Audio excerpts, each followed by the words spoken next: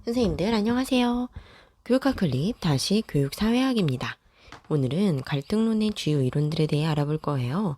지난 교육학 클립들에서 갈등론을 조금씩 다루었었는데요. 보시면 아시겠지만 갈등론의 기본 이론의 바탕에 계급 갈등, 경제적 구조에 의한 교육적 불평등의 관점이 들어가 있기 때문에 자본주의인 우리 사회에서 기능주의에 비해서는 임용시험에서 본격적으로 다뤄지기는 쉽지 않습니다. 하지만 오늘 내용을 보시면 갈등론에서도 교육과 학교의 역할에 대해 중요한 시사점을 얻으실 수 있을 거예요. 다음 시간에 교육과 사회평등에 대해 생각해 보려면 갈등론에 대한 이해가 필요합니다. 오늘의 이야기는 문화기술연구원 윌리스의 이야기입니다. 나는 기본적으로 사회, 경제적 구조가 교육에 의해 재생산된다고 생각한다. 노동계급의 자녀는 노동자로, 자본계급의 자녀는 자본가로 성장하여 사회로 배출된다. 학교란 학생들에게 기본적으로 요구되는 기본 덕목과 이데올로기를 가르친다는 점에서 그런 계급 구조를 어느 정도는 재생산하는 역할을 한다. 그런데 내가 보기엔 학생들이라고 해서 수동적으로 모든 걸 받아들이지만은 않는다. 학교에서 형성하고 강요하는 학교 문화에서 잘못된 것이 있으면 자기들 나름대로 저항하기도 한다. 그리고 그런 학생들의 반응은 또 학교 문화에 영향을 미치니 학교와 학생들의 관계는 일방적이라기보다는 어느 정도 상호작용을 한다고 볼 수 있다. 그런데 이상한 현상을 발견했다. 자본가의 자식은 자본가로 키우고 노동자의 자식은 노동자로 키운다며 학교 교육을 비판하는 노동계급의 자녀들도 결국은 노동자로서의 직업을 선택한다는 것이다. 그들은 학교의 계급제 생산에 저항하면서 왜 결국 같은 계급으로 안착하려는 걸까?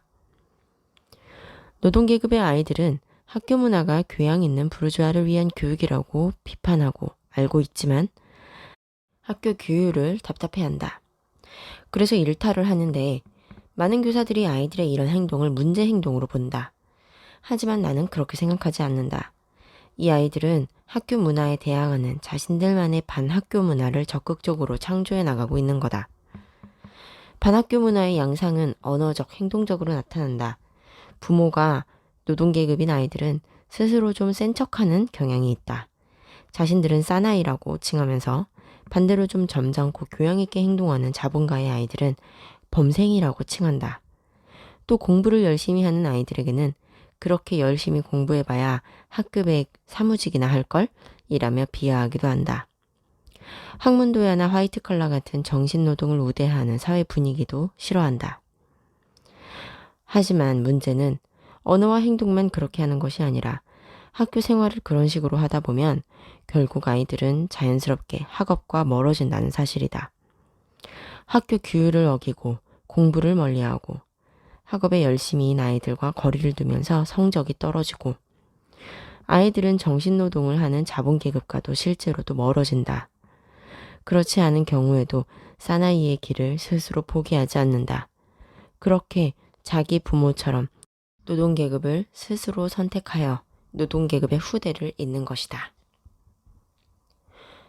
오늘의 이야기는 갈등론 중 탈재생산 이론에 해당하는 윌리스의 저항 이론으로 만들어 보았어요.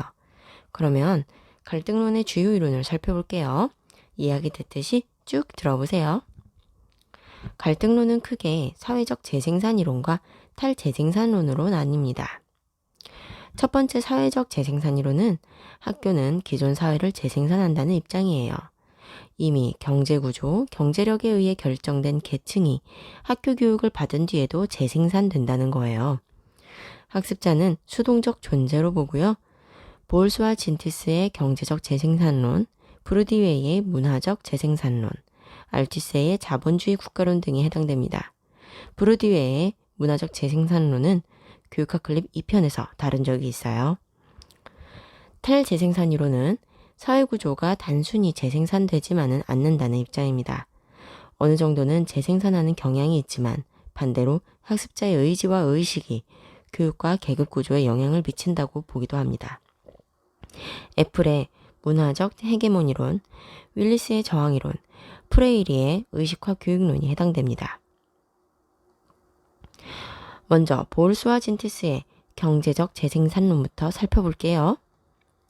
보울스와 진티스의 경제적 재생산론은 학교는 자본주의 경제구조를 재생산하는 역할, 학교는 경제에 복종한다고 보는 입장입니다. 상응이론이라는 것이 있습니다. 학교와 생산 현장은 상응한다고 봅니다. 노동자가 작업 내용을 스스로 결정할 수 없다는 것, 학생들도 자신이 배울 교육과정을 선택할 수 없다는 것, 노동은 임금과 같은 외적 보상을 위한 것, 교육도 성적, 졸업장 등 외적 보상을 위한 것, 생산 현장의 분업, 분과적 교육, 생산 현장의 직급 분화, 학년과 단계 구분, 생산 현장의 지배 복종 관계, 학교에서는 교장, 교사, 학생, 학생 사이의 위계 구조에 순응하고 재생산하는 관계, 자본주의의 위계 질서를 유지하고 복종하는 데 학교가 이런 식으로 기여한다고 보죠. 여기서 차별적 사회화라는 것이 일어납니다. 계급에 따라 다른 규범과 성격을 주입해서 사회화한다는 거예요. 단순 노동자의 후예에게는 시간을 잘 지키고 순응하는 미덕을 가르치고, 관리자나 경영자의 후예에게는 독립적 사고력과 내면적 단련 등을 시키며 자본가로 키우죠. 여기에 잠재적 교육과정이 결정적인 역할을 합니다. 학교에서는 인지적 내용이 주가 되는 공식적 교육과정보다 가치관과 의식을 내면화시키는 잠재적 교육과정을 계급 재생산을 위해 적극 활용한다고 봅니다. 다음은 알투세의 자본주의 국가론입니다. 자본주의 국가론은 한마디로 자본주의 국가를 유지하기 위해 교육이 열렬한다는 입장이에요. 다만 상부구조의 상대적 자율성을 인정한다는 것이 기존의 재생산 이론과 조금 다릅니다. 재생산론에서는요, 사회는 하부구조, 즉 경제와 상부구조, 정치, 법, 이데올로기적 구조로 되어 있다고 봅니다. 기존의 경제결정론에서는 하부구조인 경제로 상부구조인 정치, 법, 이데올로기가 결정된다고 봅니다.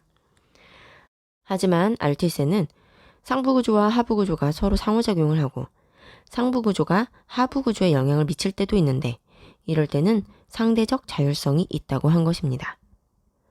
알투세는 국가는 중립적이지 않다고 봅니다. 국가는 상부구조에 해당하는데요. 정당성 유지와 사회 유지를 위해 교육을 주도하여 정치, 경제, 문화에 관여합니다. 알투세는 이때 국가가 자본가 집단을 위한 쪽으로 편향되어 있다고 보았습니다. 국가가 활용하는 국가기구에는 두 가지 유형이 있습니다. 첫째, 억압적 국가기구, 경찰, 군대, 관공서 등이 해당되고요. 둘째, 이데올로기적 국가기구, 지배계급의 이데올로기를 주입하기 위해 활용되는 것들입니다. 언론, 문학, 예술, 학교 등입니다. 여기서 학교는 국가가 중립적이라고 가르치죠. 이렇게 사회에 만연한 계급적 불평등을 학교가 합리화, 유지하는 역할을 한다고 보는 겁니다.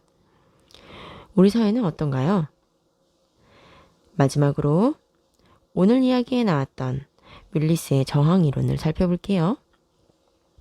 윌리스는 영국의 한 고등학교 학생들을 관찰하며 노동계급 부모를 둔 학생들이 어떻게 해서 부모와 같은 노동계급 직업을 선택하게 되는가를 연구했습니다. 윌리스의 이론은 저항 이론이죠. 여기서 저항이란 학생들이 스스로 반학교 문화를 형성하는 것입니다. 노동자 계급 학생들의 일탈 행위는 문제 행동이 아니라 학교의 공식 문화에 반발하는 저항입니다. 노동자 계급 학생들이 형성하는 반학교 문화란 이런 거예요. 자본계급을 옹호하는 학교의 공식 문화에 반발하는 거죠. 학업 성적에 따른 차별, 교사를 존경하라는 문화, 육체노동보다 정신노동을 우대하는 문화 등에 저항하고 싫어하죠. 그래서 이런 양상으로 나타나요. 일상 언어를 저항적으로 표현합니다. 나는 사나이고 너는 범생이야. 학교 제도와 규율을 무시하고 학교 교육을 통해 얻게 되는 자격을 불신하고 일부러 무시하는 경향이 있어요. 그러면서 공부 잘해봐야 기껏해야 학급 사무직이나 하게 될 걸이라고 말합니다. 남성성과 억척스러움을 미화시키기도 한다는 점에서 남성 우월주의적 경향도 있죠. 학생들은 이렇게 학교 문화를 무시하면 실패하고 결국 사무직보다는 노동직으로 가게 됨을 알지만 사나이니까 육체 노동직을 스스로 선택합니다. 이 과정에서 학생들에게는 간파와 제약이라는 현상이 나타납니다. 간파와 제약은 학생들이 노동직을 선택해서 사회 재생산을 하는 과정을 말해줘요. 간파는 한마디로 꿰뚫어 보는 거예요. 미래의 불평등한 현실과 학교 교육은 어차피 자기들을 위한 교육이 아님을 노동계급 학생들이 간파한다는 거죠. 하지만 그들에게는 결국 제약, 즉 한계가 있습니다.